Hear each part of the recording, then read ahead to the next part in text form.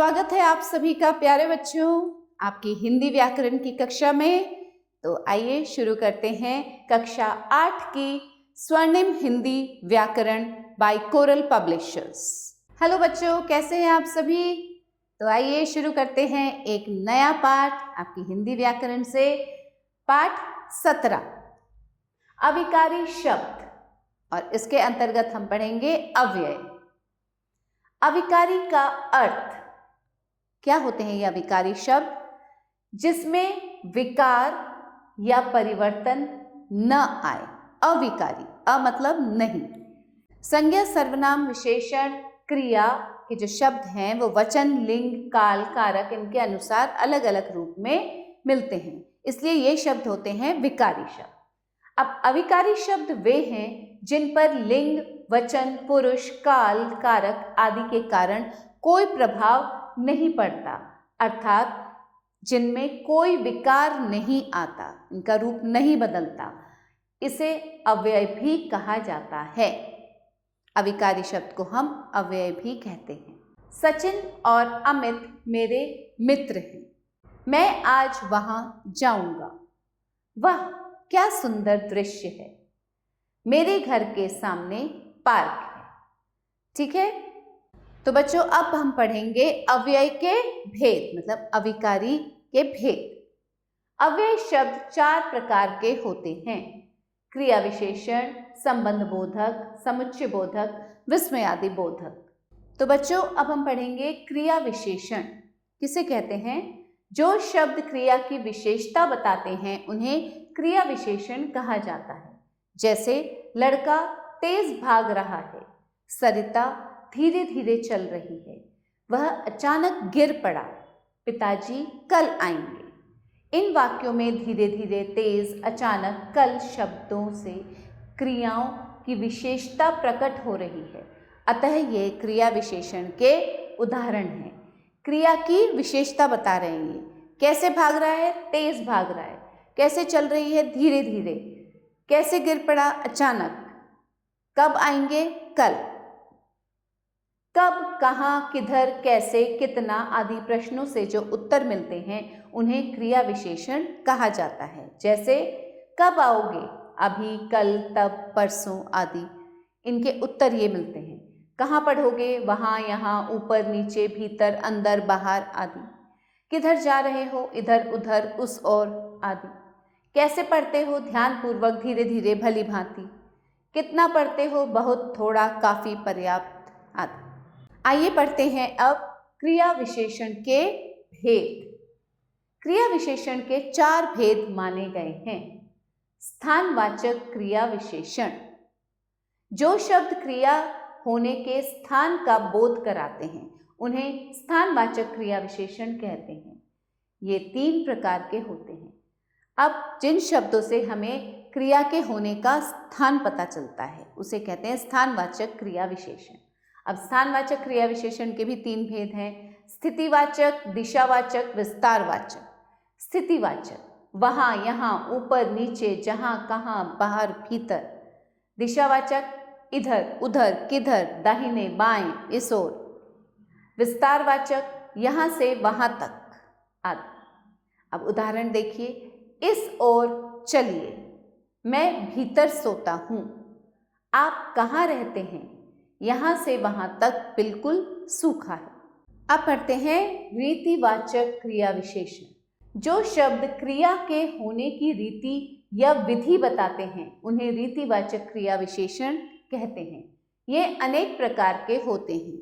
अब रीतिवाचक क्रिया विशेषण भी अनेक प्रकार के होते हैं, जैसे प्रकारवाचक, वैसे, ऐसे, कैसे, अचानक, धीरे धीरे, वास्तव में। निश्चयवाचक, अवश्य, निसंदेह, जरूर, वास्तव में। अनिश्चयवाचक, शायद, संभवतः आदि।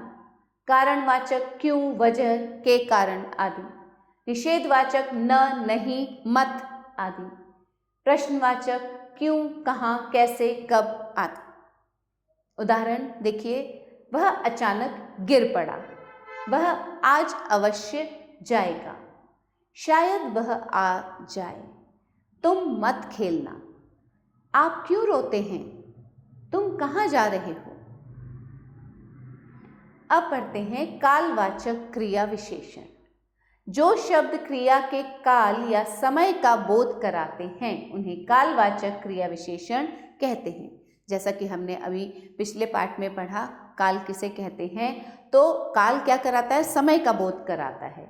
और जो शब्द क्रिया के काल या समय का बोध कराते हैं उन्हें कालवाचक क्रिया विशेषण कहते हैं। कालवाचक क्रिया विशेषण क्रिया की 3 प्रकार की विशेषताएं प्रकट करते हैं। कौन कौन सी? समय संबंधी, प्रातःकाल, आज, कल, परसों, कभी, पीछे, पहले, अब, तब, जब। नीलम अभी आने वाली है, मैं कल घूमने गया था। ठीक है, ये समय संबंधी है। फिर है अवधि संबंधी, दिन भर, सुबह से शाम तक, आजकल, लगातार, सदा। जैसे कविता आजकल लिखती है, वह सुबह से शाम तक खेलता रहता है। फिर आता है बारंबारता संबंधी, बारंबार, बार बार, हर बार, कई बार, प्रतिदिन, अक्सर, बार बार आदि। जैसे वह बार बार परीक्षा देता है पर पास नहीं होता, वह अक्सर बीमार रहता है। परिमाणवाचक क्रिया विशेषण, जो शब्द क्रिया की मात्रा या परिमाण बताए उसे परिमाणवाचक क्रिया विशेषण कहते हैं।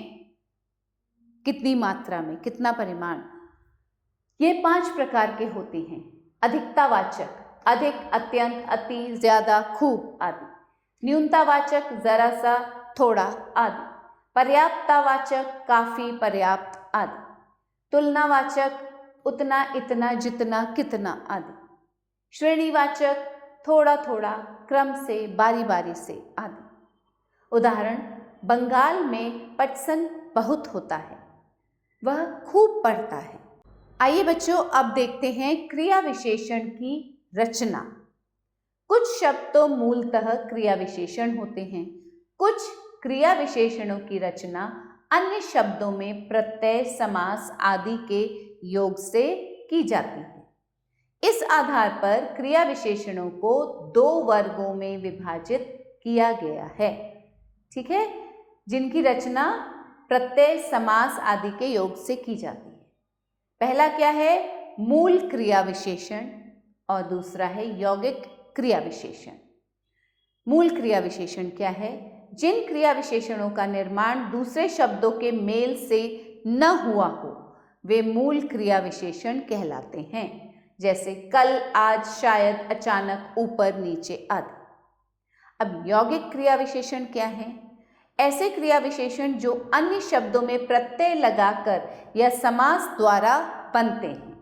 अब देखिए, मूल क्रिया विशेषण तो इनमें क्या होता है, इनका निर्माण दूसरे शब्दों के मेल से नहीं होता है, परंतु यौगिक क्रिया विशेषण जो हैं अन्य शब्दों में प्रत्यय लगाकर या समास द्वारा बनते हैं। जैसे दिन रात, आजकल, क्षण भर, प्रेम पूर्वक, संभवतः आदि। अब हम देखेंगे संबंध बोधक अव्यय। संबंध बोधक वे शब्द हैं जो संज्ञा या सर्वनाम शब्दों के साथ आकर उनका संबंध वाक्य के अन्य शब्दों के साथ बताते हैं। उदाहरण देखकर ध्यानपूर्वक समझिए।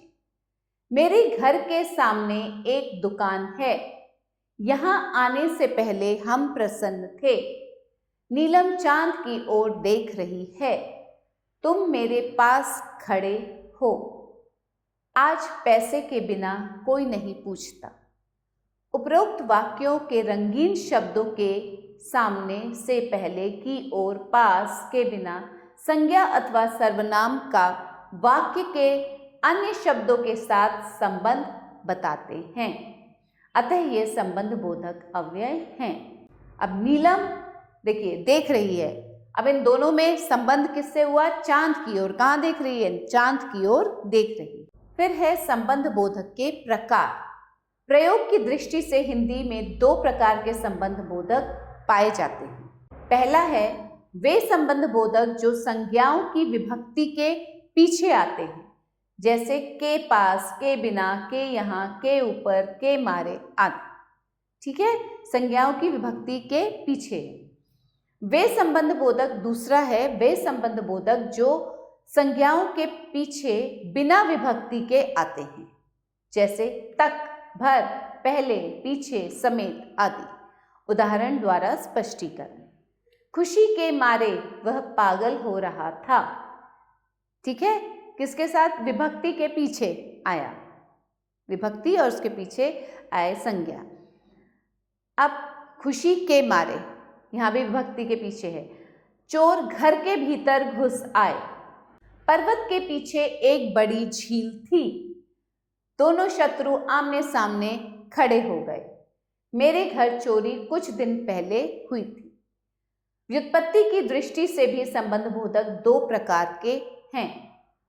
पहला है मूल, तक, भर, समेत, बिना आदि। यौगिक, किनारे, की ओर, के समान, के बाहर, के मारे, आसपास आदि। अर्थ के अनुसार संबंध बोधक अनेक प्रकार के हो सकते हैं। उनमें से मुख्य निम्नलिखित हैं। अब अर्थ के अनुसार कालवाचक, जैसे के आगे, के पीछे, के पहले, के बाद, के पश्चात, के उपरांत। स्थानवाचक, के पीछे, के आगे, के नीचे, के ऊपर, के तले, के समान। तुलनावाचक, जैसे की अपेक्षा, के आगे आदि। विनिमयवाचक, जैसे के बदले, की जगह पर आदि। समानता या बराबरी सूचक, जैसे के समान, की तरह, के तुल्य, के बराबर, के अनुसार आदि।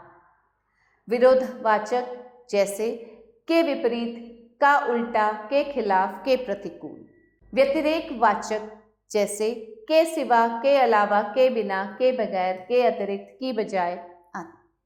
संग्रहवाचक, जैसे भर, पर्यंत, तक आदि। साधनवाचक, जैसे के द्वारा, के सहारे, के जरिए आदि। दिशावाचक, जैसे की ओर, की तरफ, के पार, के चारों ओर आदि। कारण सूचक, जैसे के कारण, के लिए, के मारे आदि। संबंध सूचक, जैसे के साथ, के संग, के समेत आदि। उद्देश्यवाचक, जैसे के लिए, के हेतु, की खातिर, के निमित्त आदि। विषय सूचक, जैसे के विषय, के नाम आदि। हिंदी में कुछ शब्द ऐसे होते हैं जो संबंध बोधक तथा क्रिया विशेषण दोनों रूपों में प्रयुक्त किए जाते हैं। जब इनका प्रयोग संज्ञा या सर्वनाम के साथ होता है तब ये संबंध बोधक होते हैं, परंतु जब ये क्रिया की विशेषता प्रकट करते हैं तो क्रिया विशेषण होते हैं। जैसे देखिए, क्रिया विशेषण, संबंध बोधक। भीतर चलो, ये तो हो गया क्रिया विशेषण। अब संबंध बोधक कैसे? दुकान के भीतर चलो, संबंध बता रहे हैं ना, दुकान के भीतर। वह नीचे लेटा है, ये हुआ क्रिया विशेषण। वह छत के नीचे लेटा है, ये संबंध बोधक। वे वहां रहते हैं, क्रिया विशेषण। वे अपने चाचा जी के यहाँ रहते हैं, संबंध बोधक। सामने देखकर चलो, क्रिया विशेषण। मेरे घर के सामने सिनेमा घर है, संबंध बोधक। आगे चलो, क्रिया विशेषण। राम के आगे चलो, संबंध बोधक। अब पढ़ते हैं बच्चों समुच्चय बोधक। दो शब्दों, वाक्यांशों या वाक्यों को परस्पर मिलाने वाले शब्द समुच्चय बोधक कहलाते हैं। इन्हें योजक भी कहते हैं। जो दो शब्दों को या वाक्यांशों को या वाक्यों को मिलाते हैं उन्हें कहा जाता है समुच्चय बोधक या योजक। रेखा और अमित चिड़ियाघर देखने गए। वह चलता रहा, इसलिए समय पर पहुंच गया। पिताजी ने कहा कि मैं आज घर पर ही रहूंगा। स्पष्ट है कि रंगीन शब्द दो वाक्यों को परस्पर जोड़ रहे हैं। ये समुच्चय बोधक शब्द हैं। समुच्चय बोधक के भेद। समुच्चय बोधक के दो प्रकार होते हैं, समानाधिकरण, व्यधिकरण। समानाधिकरण समुच्चय बोधक। जो समुच्चय बोधक समान स्थिति वाले अर्थात स्वतंत्र पदों, वाक्यांशों या उपवाक्यों को समानता के आधार पर एक दूसरे से जोड़ते हैं, उन्हें समानाधिकरण समुच्चय बोधक के नाम से जाना जाता है। समानाधिकरण समुच्चय बोधक क्या होते हैं? जो समुच्चय बोधक शब्द समान स्थिति वाले या जिसे कहा जाता है स्वतंत्र पद या वाक्यांश या उपवाक्यों को समानता के आधार पर एक दूसरे से जोड़ते हैं। नीतू और आशीष साथ साथ पढ़ते हैं। यह विद्यालय गया या नहीं। समानाधिकरण समुच्चय बोधक के 4 भेद हैं: संयोजक, विभाजक, विरोधवाचक, परिमाणवाचक। संयोजक जो शब्द एक ही वर्ग के 2 या 2 से अधिक पदों, वाक्यांशों या उपवाक्यों को जोड़ने का काम करता है, उसे संयोजक कहते हैं। ये केवल 4 हैं: और, तथा, एवं, व। अब देखिए इनका प्रयोग कैसे किया जाता है। गांधी जी ने देशवासियों को सत्य व अहिंसा का पाठ पढ़ाया। गांधी जी का जीवन सत्य एवं अहिंसा की शिक्षा देता है। अगला है विभाजक, जो शब्द एक ही श्रेणी के 2 या 2 से अधिक वस्तुओं या व्यक्तियों आदि में से किसी एक के ग्रहण या त्याग का बोध कराते हुए 2 उपवाक्यों को जोड़ता है, उसे विभाजक कहते हैं। ठीक है। अब क्या होता है विभाजक में?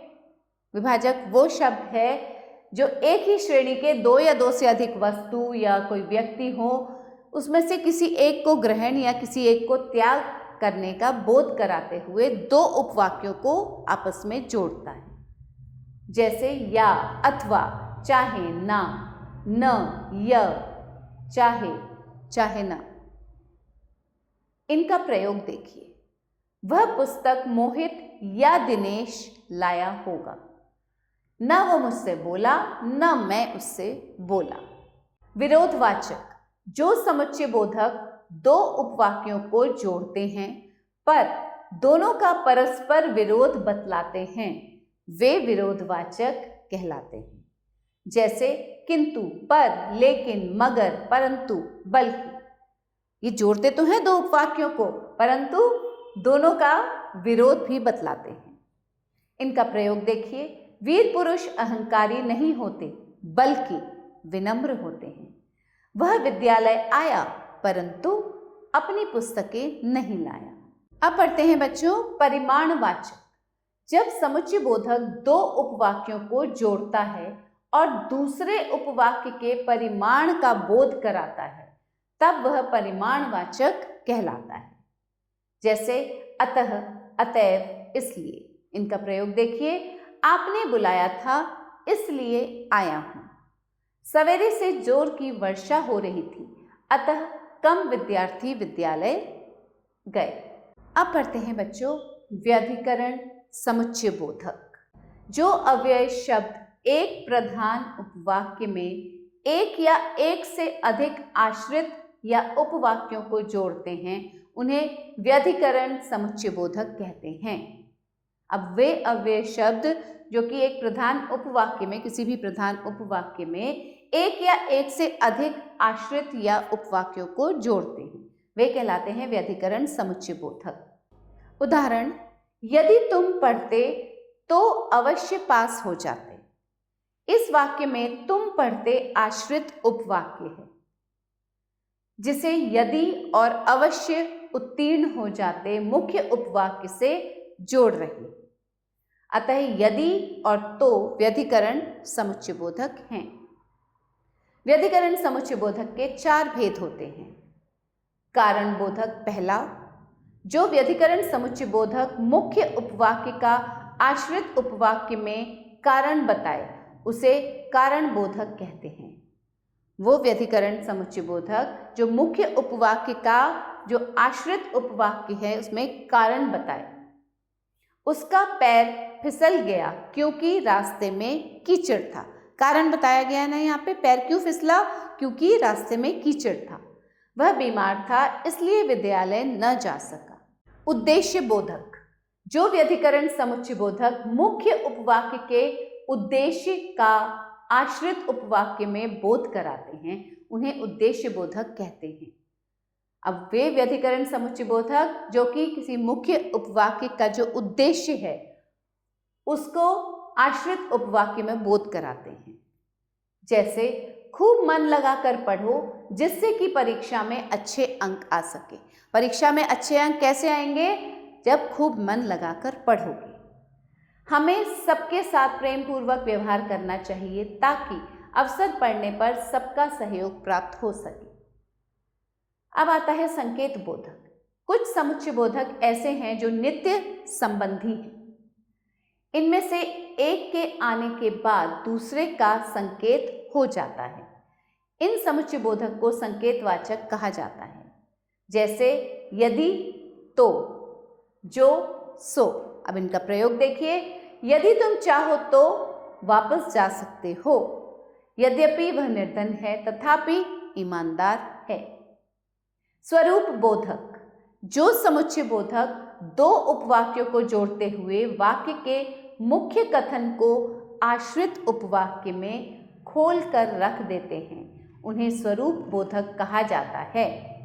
अब जो समुच्चय बोधक जब दो उपवाक्यों को जोड़ते हैं उस वक्त क्या करते हैं, मुख्य कथन जो होता है, वाक्य का जो मुख्य कथन होता है उसको आश्रित उपवाक्य में खोल कर रख देते हैं। जैसे मानो, जैसा कि, यानी, अर्थात। हवा में हिलते पत्ते ऐसे लग रहे थे मानो वे मस्ती में झूम रहे हों। ठीक है। अब उसका जो मुख्य कथन है उसको उपवाक्य में, जो आश्रित उपवाक्य है उसमें खोल दिया। उसने बाहर से दरवाजा बंद कर दिया जिससे कि चोर बाहर न निकल सके। अब बच्चों हम पढ़ेंगे विस्मयादि बोधक।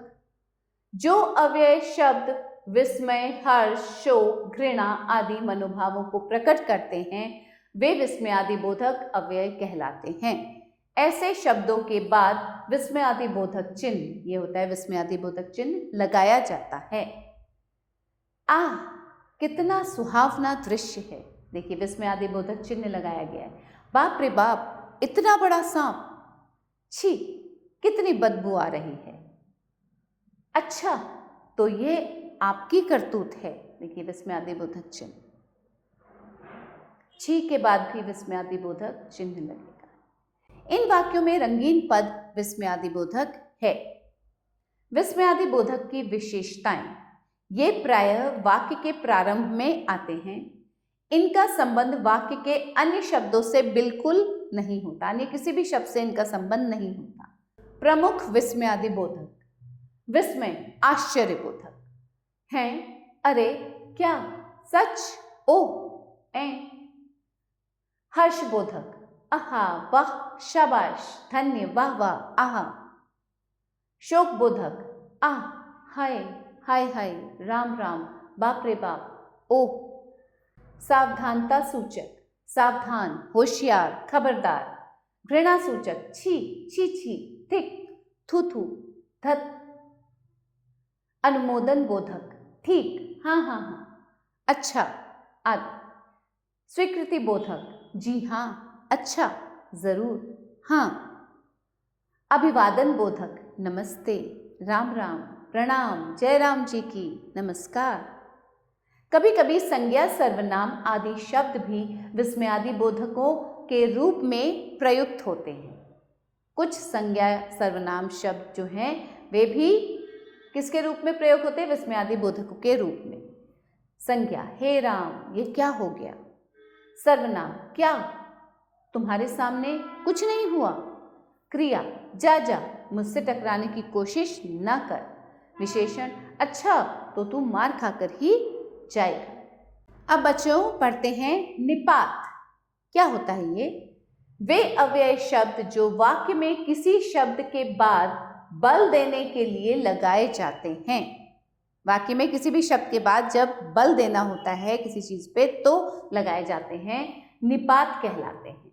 हिंदी में प्रयुक्त होने वाले प्रमुख निपात हैं भी, तो, ही, तक, तो, भर, मात्र आदि। देखिए उदाहरण, ही, मुझे ही यह खाना खाना पड़ेगा।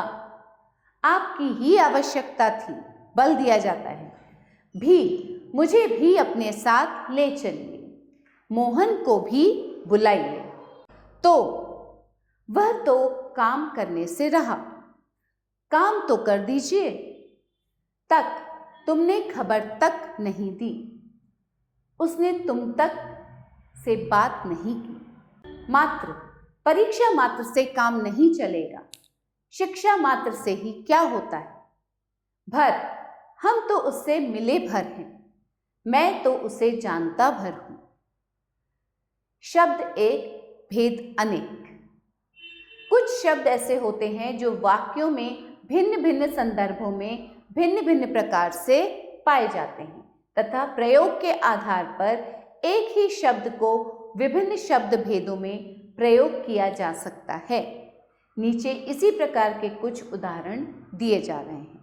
आइए इन उदाहरणों को देखते हैं। यहाँ शब्द दिए गए हैं, यहाँ है शब्द भेद और विभिन्न शब्द भेदों में प्रयोग। अच्छा, संज्ञा, अच्छों को सभी प्यार करते हैं। अब विशेषण के रूप में कैसे प्रयोग होगा? वह अच्छा लड़का है। क्रिया विशेषण, वह अच्छा गाता है। अव्यय, अच्छा अब तुम जाओ। आगे संज्ञा, आगे के लिए सावधान हो जाओ। और विशेषण, और छात्र भी भाग गए। संज्ञा, औरों के कहने पर विश्वास मत करो। क्रिया विशेषण, थोड़ा और पढ़ लो। समुच्चय बोधक, वह आया और तुरंत ही चला भी गया। सर्वनाम, तुम और क्या लोगे। ऐसा, सर्वनाम, ऐसा मत कहो। विशेषण, ऐसा दृश्य पहले कभी नहीं देखा। अब क्रिया विशेषण के रूप में किस प्रकार प्रयोग होगा? वह ऐसा दौड़ा कि प्रथम आ गया। संज्ञा, ऐसों की क्या मजाल जो मेरा कुछ बिगाड़ सके। साथ, इसका संज्ञा रूप में कैसे होगा? कोलकाता में मेरा और मोहन का साथ रहा। संबंध बोधक, मैं उनके साथ पढ़ता हूँ। समुच्चय बोधक, उनके घर जाओ, साथ ही उन्हें लाने की कोशिश करो। ठीक है बच्चों, तो जो शब्द हमने नहीं पढ़े हैं वो आप स्वयं पढ़ेंगे।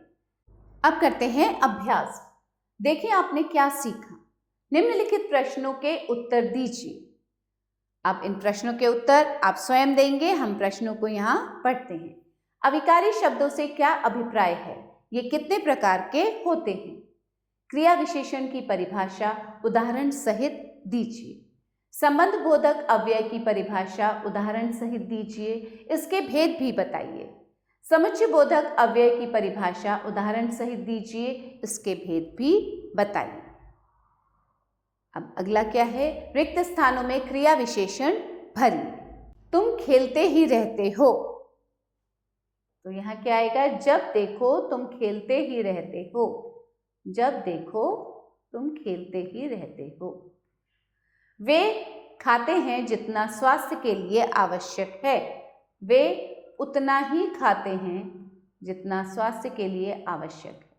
जो खाते हैं वे स्वस्थ नहीं रहते। जो बहुत ज़्यादा खाते हैं, बहुत ज़्यादा। वह विद्यालय पहुंच गया। वह समय पर विद्यालय पहुंच गया। परिश्रम करो जिससे कि परीक्षा में सफल हो सको। खूब परिश्रम करो जिससे कि परीक्षा में सफल हो सको। अब बच्चों हम करेंगे कुछ क्रिया विशेषण, इन वाक्यों में से छांटेंगे और उनके भेद बताएंगे। नीचे लिखे वाक्यों में प्रयुक्त क्रिया विशेषण को रेखांकित कीजिए तथा उनके भेद का नाम लिखिए। अमित, सुबह के समय तुम क्या करते हो? ये एक प्रश्न है, तो इसमें क्रिया विशेषण कौन सा हुआ? सुबह के समय। ठीक है, और ये कौन सा क्रिया विशेषण है? ये है कालवाचक क्रिया विशेषण। कालवाचक क्रिया विशेषण। ठीक है, यह सामान धड़ाधड़ बिक रहा है। धड़ाधड़ क्रिया विशेषण। और कौन सा क्रिया विशेषण है ये? रीतिवाचक क्रिया विशेषण। रीतिवाचक। ध्यान से पढ़ो। कैसे पढ़ो? ध्यान से पढ़ो। तो इसमें क्रिया विशेषण हुआ ध्यान से, और ये है रीतिवाचक क्रिया विशेषण। रीतिवाचक। वह अवश्य आएगा। अवश्य, निश्चित रूप से आएगा, तो ये हो गया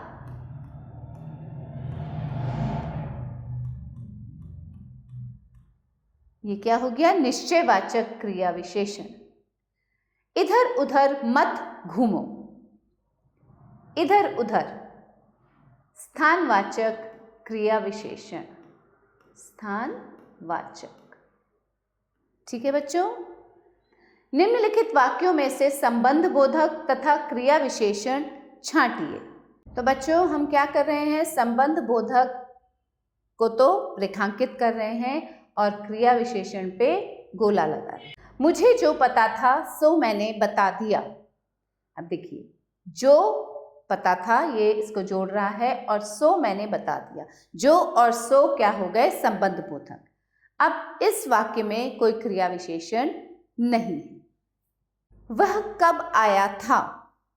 अब इस वाक्य में कोई संबंध बोधक नहीं है, कोई ऐसा शब्द दो उपवाक्यों को नहीं जोड़ रहा है, ये अपने आप में एक प्रश्न है। वह कब आया था, तो कब हो गया क्रिया विशेषण। ठीक है, वह मेरे साथ खेलने जाता है। तो इस वाक्य में बच्चों संबंध कौन सा शब्द बना रहा है, संबंध बोधक है कोई, जी हाँ है, वह मेरे साथ। ठीक है, साथ हो गया संबंध बोधक। अनुशासन के बिना कोई उन्नति नहीं कर सकता। अनुशासन के बिना, बिना हो गया संबंध बोधक, और कोई उन्नति नहीं कर सकता। उन्नति भी संबंध बोधक है और क्रिया विशेषण है इसमें नहीं। ठीक है बच्चों, आगे चलते हैं। दिए गए वाक्य के अनुसार सही विकल्प चुनिए। आइए सही विकल्प चुनते हैं। जिन शब्दों पर लिंग, वचन, पुरुष, काल, कारक आदि के कारण कोई प्रभाव नहीं पड़ता, अर्थात जिनमें कोई विकार नहीं आता, इन्हें भी कहा जाता है, क्या कहा जाता है, क्रिया विशेषण, अव्यय, रीतिवाचक क्रिया विशेषण, कालवाचक क्रिया विशेषण। इन्हें कहते हैं अव्यय। अव्यय शब्द प्रकार के होते हैं 4, 3, 5, 2। अव्यय शब्द 4 प्रकार के होते हैं। जो शब्द क्रिया की विशेषता बताते हैं उन्हें कहा जाता है क्रिया विशेषण, अव्यय, कालवाचक क्रिया विशेषण, रीतिवाचक क्रिया विशेषण। उन्हें कहते हैं क्रिया की विशेषता बताने वाले शब्दों को क्रिया विशेषण। जो शब्द क्रिया होने के स्थान का बोध कराते हैं उन्हें कहते हैं कालवाचक क्रिया विशेषण, अव्यय क्रिया विशेषण, स्थानवाचक क्रिया विशेषण। स्थानवाचक क्रिया विशेषण क्योंकि वे स्थान का बोध कराते हैं। जो शब्द क्रिया के होने की रीति या विधि बताते हैं उन्हें कहते हैं रीतिवाचक क्रिया विशेषण, क्रिया विशेषण, कालवाचक क्रिया विशेषण, अव्यय। उन्हें कहते हैं रीतिवाचक क्रिया विशेषण। जो शब्द क्रिया के काल या समय का बोध कराते हैं उन्हें कहते हैं क्रिया विशेषण, अव्यय, कालवाचक क्रिया विशेषण, रीतिवाचक क्रिया विशेषण। उन्हें कहते हैं कालवाचक क्रिया विशेषण। जो शब्द क्रिया की मात्रा या परिमाण बताए उसे कहते हैं परिमाणवाचक क्रिया विशेषण, कालवाचक क्रिया विशेषण, क्रिया विशेषण, अव्यय। अब क्रिया की मात्रा या परिमाण उसको क्या कहते हैं, जो शब्द ये बताते हैं परिमाणवाचक क्रिया विशेषण। तो बच्चों यही अंत होता है इस पाठ का। आशा करती हूँ आपको ये पाठ बहुत अच्छे से समझ आया होगा। फिर मिलेंगे एक नए पाठ के साथ कुछ नया सीखने के लिए। तब तक के लिए आभार।